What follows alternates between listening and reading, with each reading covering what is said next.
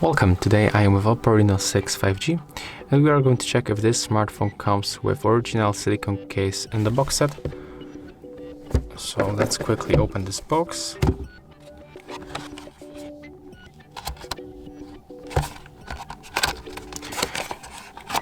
And yeah, as you can see, you can find here a silicone case.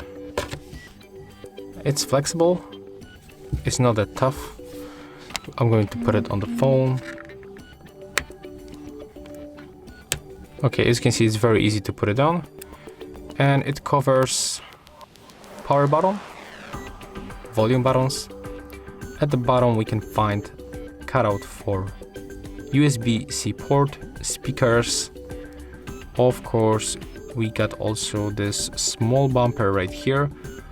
It goes a little bit above the camera set, so if you put it on the flat surface, we cannot scratch them for sure.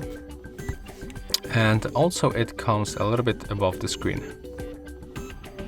Of course, maybe it's not the best example because I have here already installed the tempered glass, but without this glass, you will spot the difference.